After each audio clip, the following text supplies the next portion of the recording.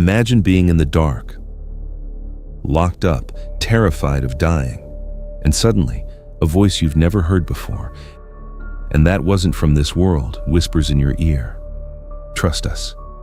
But what happened next changed my life forever.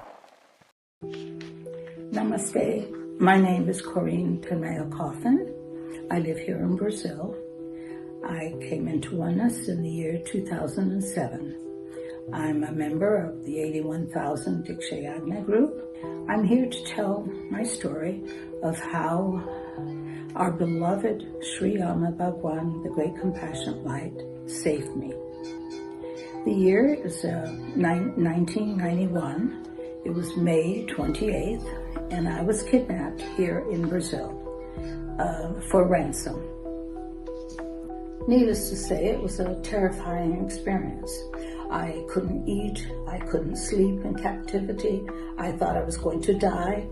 So finally, on my 8th night in captivity, I was wide awake, unable to sleep, overwhelmed by fear. I began to pray, not just pray, but beg God to save me.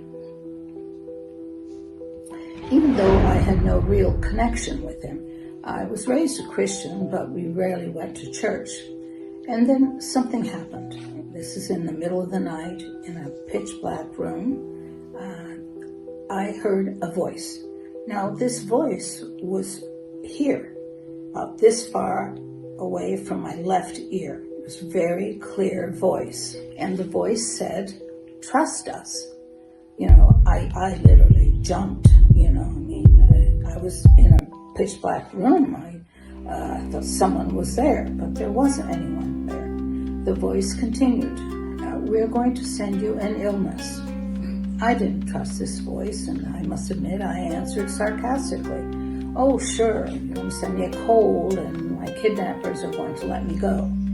The voice said, "Trust us." And a few seconds went by, and then I thought very quickly. I said, "No, well, wait a minute. I don't want to have any, lasting side effects. I don't want to be paralyzed or end up in a wheelchair." And the voice once again repeated, "Trust us." And then it began. The first of many ischemic strokes.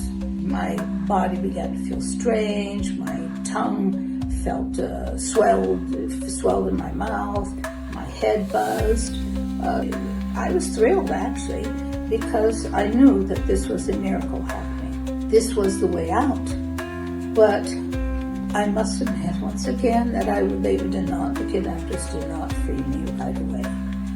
They held me for another 5 days, eternal days. Each day, more strokes. My right arm hung lifeless beside me. My right side of my face was drooping. My voice was slurred. I was dragging my leg. And so then I must admit that over the next 5 days, my faith started to fade. I thought maybe I won't survive this. But then finally, after 5 days, they did release me.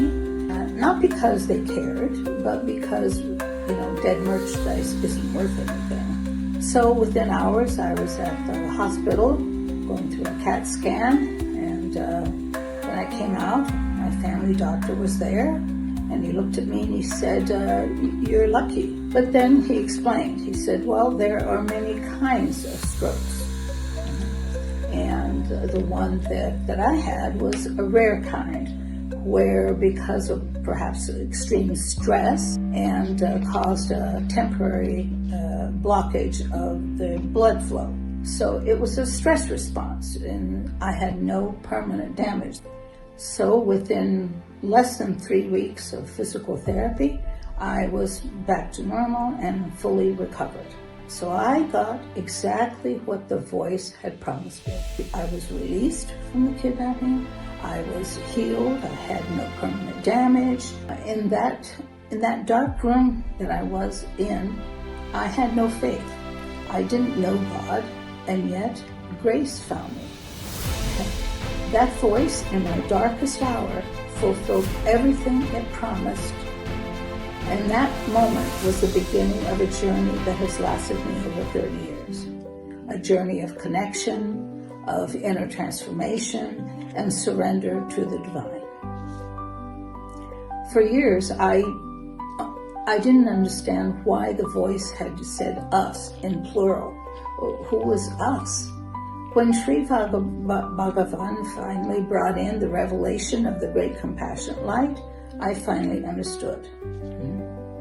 That voice was the great compassionate light, Amma Bhagwan. And us means Sri Amma and Sri Bhagwan.